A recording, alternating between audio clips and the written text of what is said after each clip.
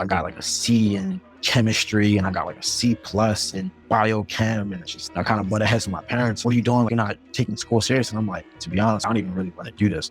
They go, what do you want to do then if you're not going to study to be a doctor? I was like, I want to do journalism.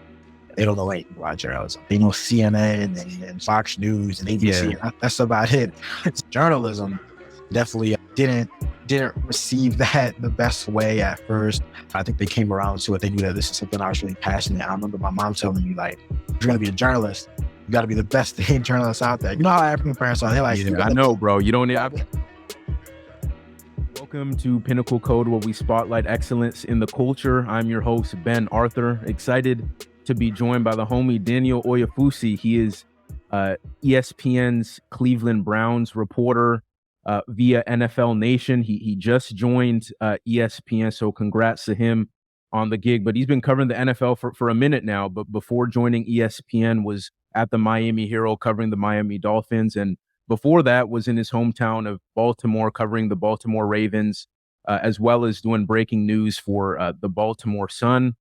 We've kind of known each other for a little while. We both came out of the same Sports Journalism Institute program several years ago. And for those of you who've been listening to the show, the soundtrack was actually provided to me by Daniel. Like he made the beat and whatnot. So huge shout out to him for that. But bro, thanks so much for coming on the show. How you been?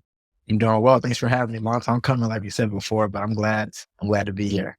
Yes, sir. Yep. So let's kind of dive in, right? So what do people need to know about your upbringing in Baltimore, in the DMV area, to understand how you got to where you are now, right? Covering an NFL team for ESPN, like in your 20s. Yeah. So, I mean, I feel like I had, I don't want to say an unconventional journey to where I'm at right now. But it did have, some twists and turns. So, excuse me, growing up Baltimore, or, Towson specifically, a suburb of Baltimore area. I grew up a big Ravens fan of just like all the Baltimore DMV sports, Ravens, Orioles, Wizards, all of that. And, like so many people, like I grew up watching ESPN. Like for me, I was watching ESPN. I always say, like, growing up in middle school, like I would read the Baltimore Sun every day, and I would read, the Jess Rebecks, the Jameson Hensley, the Mike Prestons, those writers. And that was just something that I was really drawn to. I was really captivated to. It's funny. I remember like my dad always saying, like, grow up in a Nigerian household, man, they usually don't really know a ton about sport. They don't really know a ton about athletics. So I was reading the sports section. My dad was like, you need to be reading the world section. You need to be reading the finance section. Like, reading the local section. I was like, man, I ain't worried about all of that. Which is funny now because like I have a ton of experience covering those various beats. But I grew up, just loving sports. Played a little bit. 1 year of high school football and whatnot. And I remember writing my own blog in high school, and I was a high school junior and senior. Just like little predictions, little analysis, my takes column, just trying to get whatever experience I could. And my real like journalism kind of trajectory didn't start until my second year of college at the University of Maryland. So again, of Nigerian background.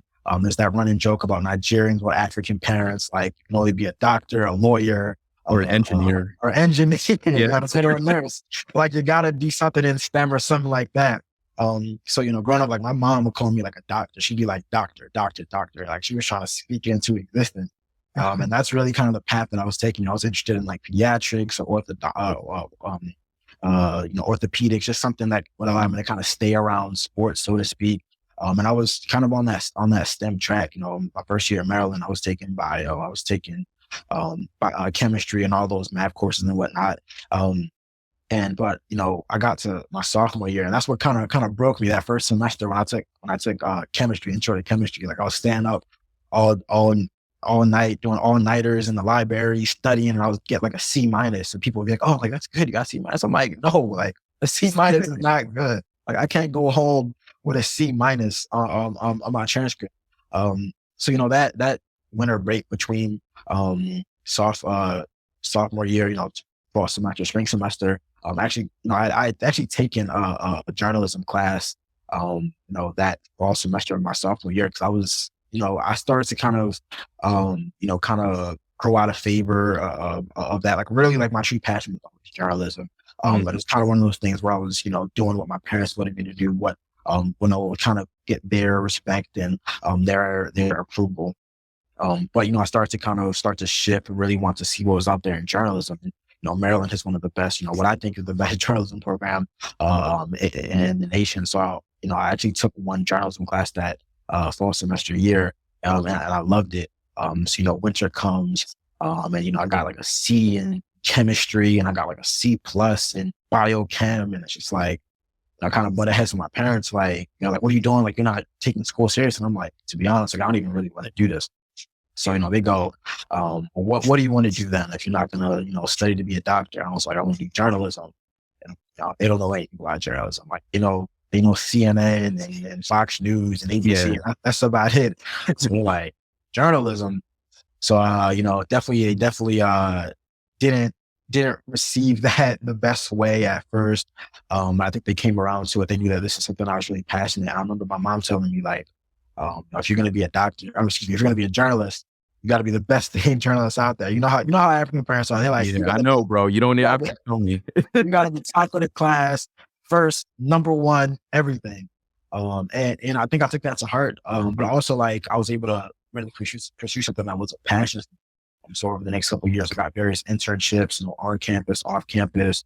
I was writing for a local blog. I was able to intern with the communications department. I even got an opportunity to like intern at TMZ in Los Angeles the summer of my senior year. And just like after every experience, I was just loving it more and more. And it culminated in my senior year, getting to cover Maryland football, Maryland basketball. And, eventually kind of the hard work started to pay off where, I got into SJI and I was able to go to Memphis for my post-grad internship. And right around this time that I was about to graduate, that's when Baltimore Sun reached out.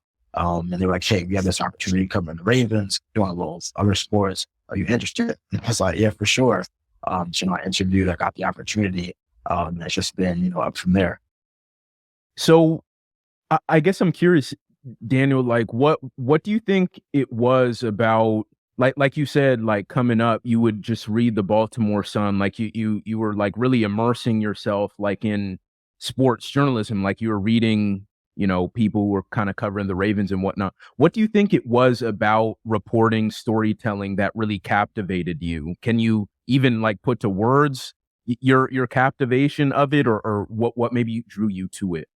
So like I grew up like it's at this point, it's like, no, it's not no secret. I grew up like a huge Ravens fan. Like, if I could have like went to like all the games on, if I wasn't for church, like I probably would have tried to go to like every single game on Sundays. But so I always wanted like the latest breaking news. And this is obviously before like social media like really, really took off in terms of, news breaking and reporting and whatnot. So like the only way to really like get a ton of news was like, if you're reading it on a website or you're watching, ESPN or, in this case, it was a newspaper. So it was just the fact that like these people got paid to like cover a sport, cover a team that I loved. And, they were just like, they just had all this information. And it was that like during training camp, I wasn't the type of person that would like, my family wouldn't take me to training camp and whatnot.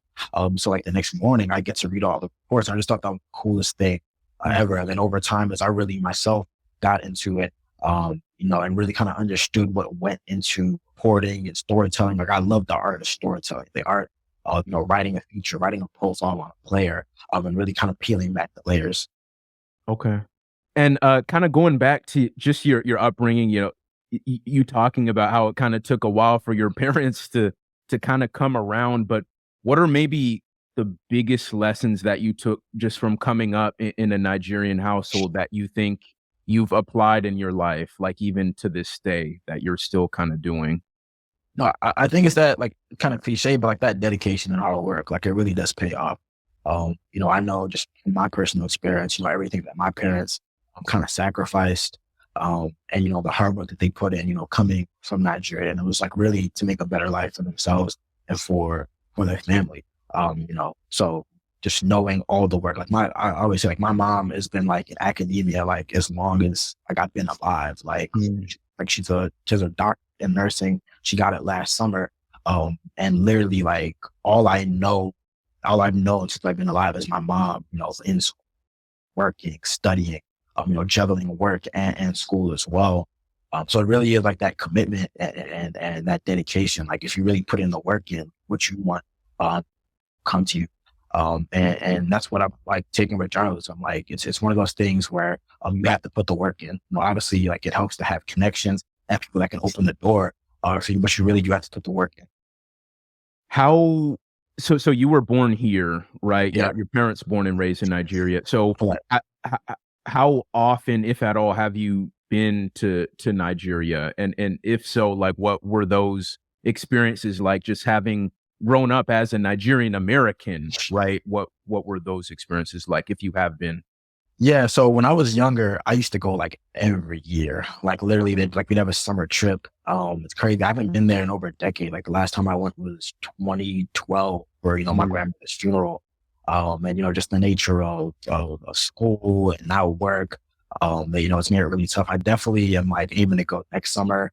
But I just remember, like pretty much all of my mom's family is out there. A lot of my dad's family is still in Nigeria too. So I just remember like going to the village where like my grandfather and grandmother live, and just being in the city, going to Lagos, going to the various cities in there and seeing family, just kind of seeing like my roots. Like it always allowed me to have an appreciation and a connection to my roots, because a lot of people they're born in America, they're born in the States, and they don't get that opportunity to go back and really see their roots or and whatnot. So I just always have that appreciation. That's when I was talking to, my parents are just leaving Nigeria right now, from a trip. I got an opportunity to talk to some relatives or whatnot. So they're like, yeah, like it's been forever. Like they really haven't seen me. Like they kind of know me as like little Dan. And I was crazy. It's been over a decade. But there is that like that appreciation for that connection to your roots. And I still have like fond memories of being with my family and going there for weddings and whatnot. For sure. Yeah, I could definitely say the same, just from my perspective as well, just being from a Ghanaian family. And it's been a minute for me too. I think it's been like 7 years. But I think just for like Black people in general who are listening, who may not have African parents, like I do think if you can ever get the chance to go to Africa and just like put your feet on the ground there, like it gives you a kind of perspective and appreciation that's maybe kind of hard to fathom for some people here. So I'm glad that you've kind of had the opportunity to see your parents' roots and whatnot. You kind of, at the beginning, you were discussing your journey to kind of get to this point, right? Just reading the newspaper clippings and just following the Ravens and then going to Maryland and then kind of pivoting to journalism once you got there, and kind of that whole path. But what you're doing, like being at ESPN, like in your 20s, like covering the NFL, like that's like a dream for a lot of people, and most never can even fathom getting to do it at the age that you're at, like in your 20s. So I guess, what do you think are some of the specific things that you did, those action steps that you think you've done over the course of several years to put yourself in the unique position to be where you're at now? Like, what are those, maybe some of those specific things that you think you did to help? Yeah, I always go back to like one of my favorite quotes is, luck is what happens when preparation meets opportunity. So, before I was talking about how, I sometimes you have to just like put in the work. I started off, even in shoot, go back to college, my first like real writing clips, was for, a campus blog and it's a recruiting website. And, I would DMing a bunch of like 2-3 star recruits in the middle of like Iowa, Montana, like, hey, like, are you interested in being interviewed for a profile? And a lot of times it was a lot of non-responses, and followed through or whatever. But those were my first clips, and those clips were terrible. But looking back, they were terrible. But I was able to get that experience, and you just keep on adding, stacking the experience. Somebody told me journalism is like trade school. Like you have to keep on putting in the work to get that experience and come doing it. So I was able to stack those various experiences. I talked about how, like, for the connections, you can't discount that. Obviously you have to put in the work, but it really does help to have people that can vouch for you, putting in the work and vouch for your character, vouch for your professionalism. I can't say that getting my job at the Baltimore Sun was just me, because my senior year at Maryland, I had a capstone where I was reporting on the Maryland legislature and General Assembly in Annapolis, and we were sharing a newsroom with some of the reporters from the Capitol. Because people that don't know, a couple of years back, there was a tragic shooting in their newsroom. So, just the natural connection between, their newsroom and University of Maryland, College, they allowed them to, share the same newsroom space, after that tragic incident. So I was able to, cross paths with a lot of people in the Baltimore Sun media group. Obviously, there were a lot of professors that I had who, either worked at the Baltimore Sun or had connections at ties to the Baltimore Sun. So they were able to see the work that I put in firsthand, and then they vouched for me. I applied for the Baltimore Sun job, but they also reached out to me just because, they had heard about me, and there are people in my corner who pushed for me. And, I can say the same thing for whether it's SGI, whether it's getting my job at the Miami Herald, whether it was, ESPN. Like, a lot of people vouched for me as well. And then once I was able to kind of get my foot in the door and get the interview process, I was able to show them, what I was capable of. So again, like, the work definitely has to stand for itself, but don't discount making connections. They talk so much about networking with folks. Sometimes it's not networking with, the hiring manager or the top boss. Sometimes it's, networking with people who are kind of in the same position as you, or maybe, in that same realm or that same stage of the professional career. A lot of people definitely helped me get to this point. I can never say that it was just me on my own. That's good stuff. And for you, Dan, like, you've been covering the NFL for a little while now. You were covering Tua and the Dolphins before getting to Cleveland. You covered Lamar in Baltimore. I guess, what would you say has maybe been your most memorable NFL reporting experience to this point, or just unique interaction that you kind of think of, like, dang, like, that's pretty cool now that I think back on it? Well, I gotta say, that first year covering the Ravens, 2019, was a year I'll never forget. So that was Lamar's MVP season. That was the Ravens 14-2 season, which obviously, didn't end in a Super Bowl. It stopped and it ended in the divisional round with that kind of upset loss to the Titans. But it was just something like, that was a team that, like, especially in the Baltimore, like, they'll never forget, even though it didn't end in a championship, like, they'll never forget that team. And, it's just the way the season took off. Like, they started 2-2. And, this is my first year covering the NFL. So I'm just kind of, like, happy to be here. I'm not really traveling on the road, but, I'm just happy to be writing a story like we're writing my hometown paper. Yeah. And they just take off after the 2-2 start, and win the next 12 games. Lamar's going crazy. Obviously, he's like the front runner for MVP, most of the season. And there was just, like, this appetite for stories. So, the types of stories I was able to tell, whether it was like, I wrote, that was the 100th year of the NFL. And at that time, that was the most Black quarterbacks who started, week one.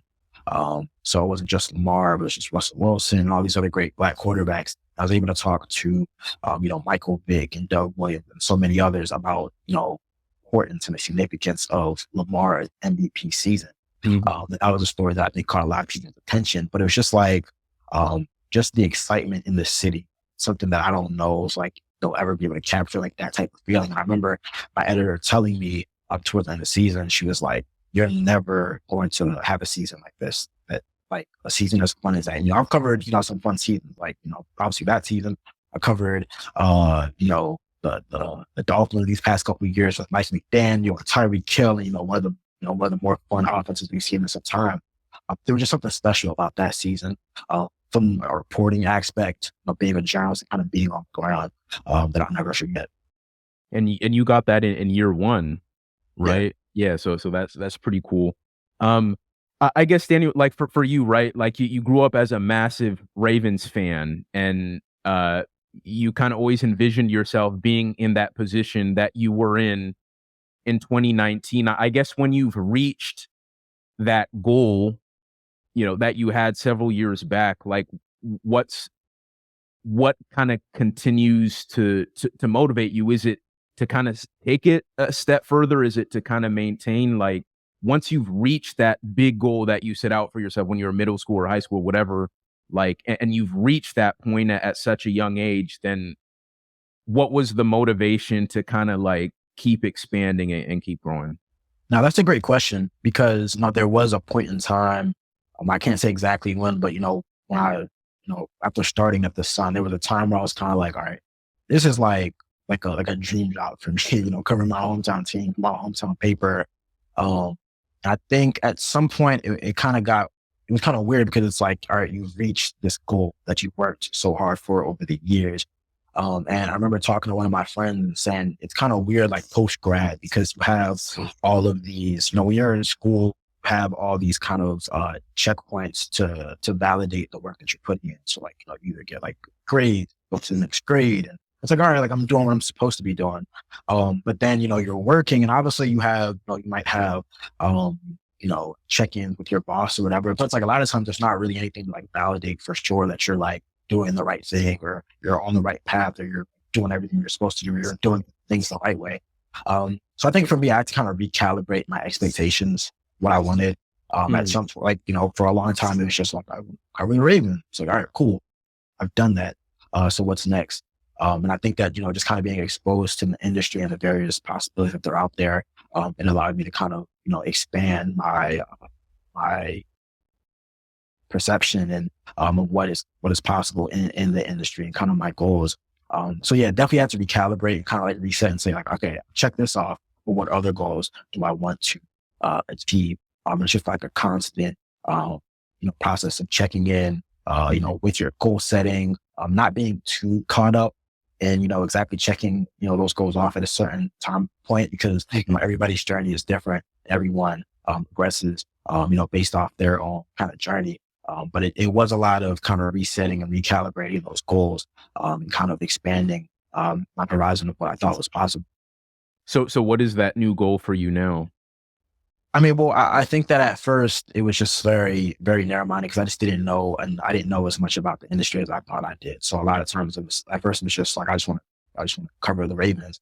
Now it's gotten to the point where, I want to be more plugged in, more locked in, more sourced up in the league. I want to be able to break news. I want to be able to tell more stories that I didn't think that I'd be able to tell. I think that over the years, I've kind of grown process. Like I think the thing about me and the way I view myself is that like I still have so much more growth. Like you said, I've covered the NFL. It's going to be my sixth season coming up covering the NFLs. So I feel like I feel like I'm pretty well versed, but there's so much more that I can learn. That's what I love about this job, just overall covering the NFL. I feel like every day I learn something new. So, I always keep that mindset of like, I can grow more, I can learn something else. And there's more that I can do. I can be a better reporter. I can be a better news breaker. I can be a better writer. So really it's, just improving all those aspects. Shoot, I can be better in front of the camera. Like, that's something that, when I first started in college and, even, my first year or two, out of college, like I didn't anything in terms of video. And that was something that I look forward to. And I relish the opportunity to, have more on camera opportunities. What is the biggest piece of advice that you would give to those who kind of look like you, that look like us, about getting to where you are now? What would you tell like that 14 or 15-year-old about what it takes? I would say outside of like doing the work, I feel like that's the most important thing. Like you have to put in the work. I always think that moving with a genuine attitude can take you a long way. And I say that in the sense of like, this is a very transactional business. Like we are kind of cogs in this money making machine. Like we might not think of it, but like we are, in our unique way as reporters, as storytellers, we are unique cogs in this machine. For us, it's the NFL. Yes. And with that, I think that, again, it is a very transactional business. That's just the very nature of this, and it is a business. But I think that wherever you go and whatever you do, I think people gravitate, they respect, and they respond well to authenticity. So whether you're in college and you're trying to network with somebody to get an opportunity, I think that they respect somebody who's forthright and genuine and honest. I think that, whether you're in our position as NFL reporters and you have to walk into the locker room every day, I think that people respect that you are genuine, you're respectful to them, and you respect what they do. You go about things the right way. I think that we were truly rewarded for that. It might not come, immediately, but it's something that people do remember. I think it helps you out. That's good advice. Daniel, where can people go to learn more about you on social media? Yeah, I mean, I'm on pretty much all social media platforms. First and last name, Oyefusi. I'm my own website, DanielOyefusi.com. So yeah, definitely can catch me. Usually on social media. Probably too much, but definitely the easiest way to find me. For sure. And obviously winding down here, but I wanted to ask about, I mentioned in the beginning, like how the soundtrack of this show was courtesy of you, like what kind of got you, because I know very clearly how you got into sports, why you're into it and all that, but like where did the beat making, the rapping, the producing, where did all that come from? And how does that maybe work in conjunction with what you're doing now? Yeah. So I guess that kind of starts in high school.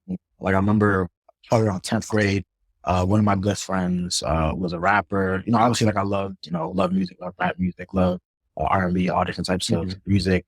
But he was rapping. I thought that was like cool. And I was like, he's doing that. I like rap. Like, why can't I do that? So I started writing raps. Like I was, I'd be in class with like my planner and I'd just be writing raps. Whenever something came to mind, I'd be writing it. Like I always had it's gonna sound crazy, but I had these knockoff beats that I got when I was in Nigeria. Last time I was in Nigeria, I had these knockoff beats. But I would wear them joints everywhere. Just listening to music, listening to beats, writing stuff down. And, I got to the point where I was like, I'm gonna drop a mixtape. Everyone was like, yeah, you're joking around. You're not going to do that. So, my senior year, like I linked with two of my friends who made beats, and I dropped like a little mixtape, put it on SoundCloud. I thought I was like, next thing coming. I thought like the next Jay-Z or whatever. And then that like continued into college, where like my freshman year, sophomore year, junior year, like I was rapping. I started making beats and whatnot. I had a crew of friends where we all would make beats, we did performances and all that. Obviously kind of died down once journalism really took over, and once like I knew like, all right, this is something I really want to pursue as a career. But yeah, I still make beats. In my free time, whenever I have some free time, just to kind of, I'm always listening to music. So it's like, I'll listen to something, I'll listen to a sample, and I'll be like, all right, I can flip this into something. That's kind of what happened with the soundtrack, to the pod. But it's cool. It's just like another way to kind of express myself, you can tell a story through music. You can express yourself through music, or you can express yourself through writing.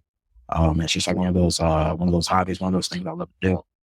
Yeah, I was just going to say that, I was going to ask you, like, does kind of being in beat making, like producing all that, like, does that creative process like help you when you do go back to writing? Because it sounds like with all the music stuff, it can be somewhat of an escape, but does that creative process maybe help you when you do go back to writing a feature or whatever?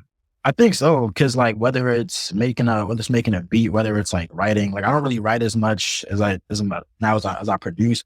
But it's all about like you're constructing something from the ground up. Like whether it's like you're writing a story and it's like, all right, the lead, tying it all together at the end, making transitions, like it's all kind of the same process. So like when you're making a beat or you're writing a song or whatever, you're constructing something, you're kind of turning the various engines in your brain. I think you're working like the same parts of your brain, honestly. So it's definitely an escape. Sometimes when when I should be writing a story, I might be making a beat just because, it's a nice way to kind of get out that writer's block and to kind of get the creative juices flowing. For sure. No, I feel that. That's dope. And Yeah, everyone listening, please be sure to kind of tap in with Daniel. He mentioned his social media account, so be sure to follow him. All that information will be in the show notes, and you could obviously find him on ESPN.com.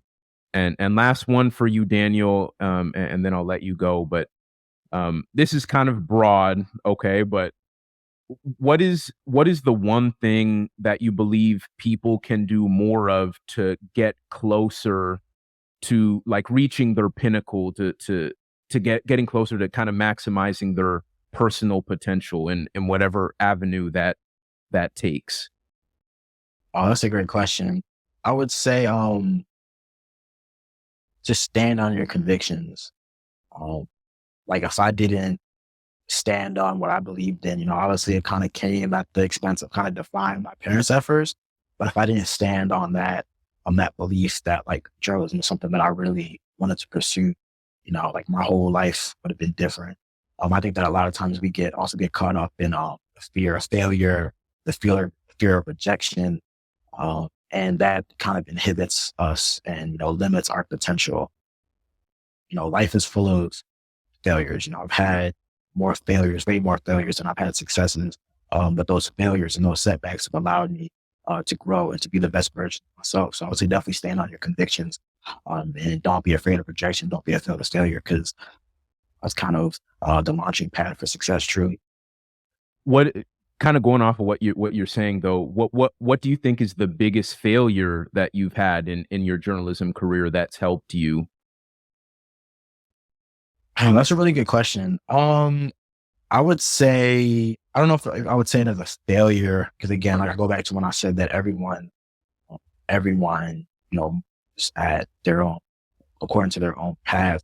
But I think I would say a lot of the no's that I got at first, and again, like just kind of at times allowing comparison to be, the deep joy, seeing other people that are getting opportunities, and sometimes wondering, why, not saying like why didn't I get that, but kind of like allowing that to be something that you use, kind of questioning yourself, questioning your ability. Um, and then kind of going back to what I said before, like the early no, that kind of like really taught me how hard I'd have to work for. Like I remember my sophomore year, I probably applied to like at least 50 internships, and I only heard back from one. But I was glad to get that one. Yeah. It was unpaid, remote. I was doing social media from sun up to sundown and writing all types of stories. But it was that one opportunity. And then, my junior year, like I probably applied to 100 internships, and I only heard back from two, but that was progress. And I was happy to get those opportunities. But, definitely at first, like getting all those kind of rejections and those no's, it kind of, was a quick reminder of how hard, I really would have to work in order to get to where I wanted to be. It wasn't going to be handed to me. It wasn't, there weren't going to be any handouts for sure.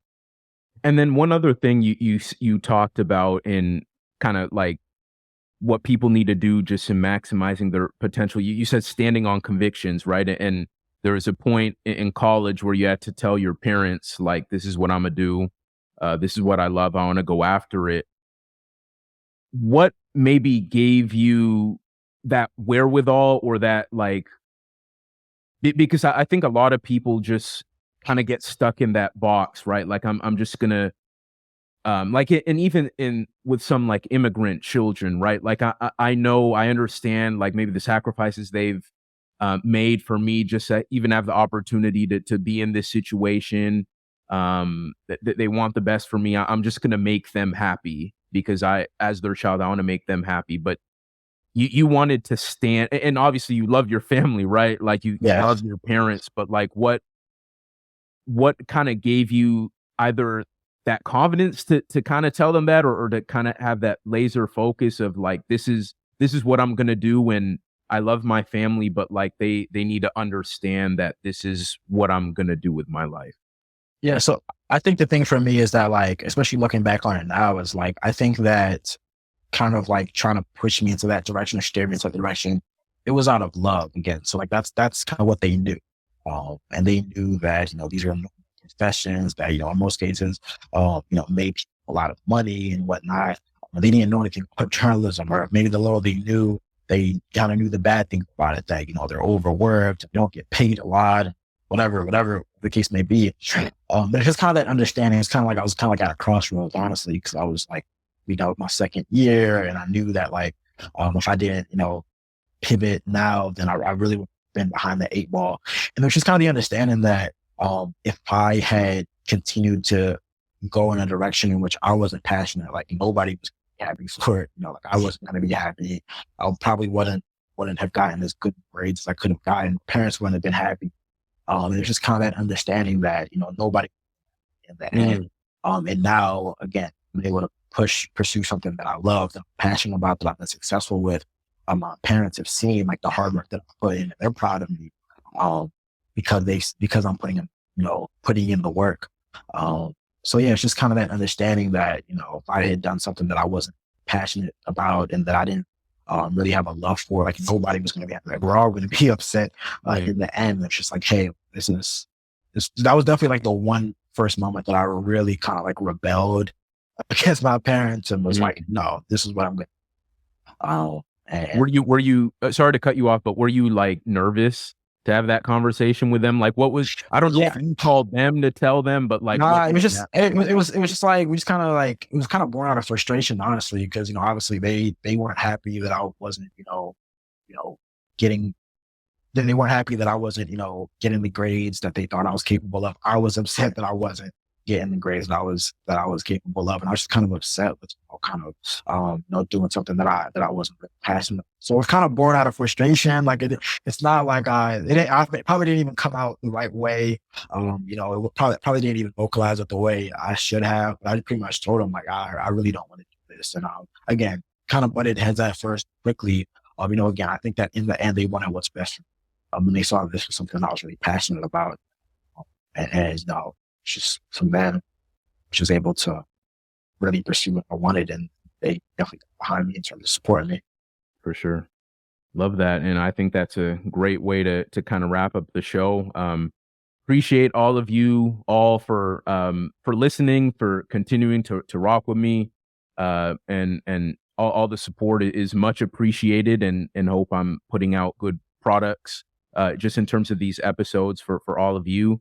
For those of you who are new, you could you're probably listening to this on YouTube, but the show is also on Spotify, on and on Google Podcasts, soon to come on Apple Podcasts as well. And then in terms of social media, most active on Instagram and TikTok. So at Instagram at Pinnacle_code, and then on TikTok at Pinnacle Code. I don't know if it's going to get banned in the US. It looks like it's headed that way if TikTok doesn't sell off. But until then, I'm around on TikTok as well. But thank you, bro. Thank you, Daniel, for coming on the show. I really appreciate you. Thanks for having me, bro. All right. Peace out.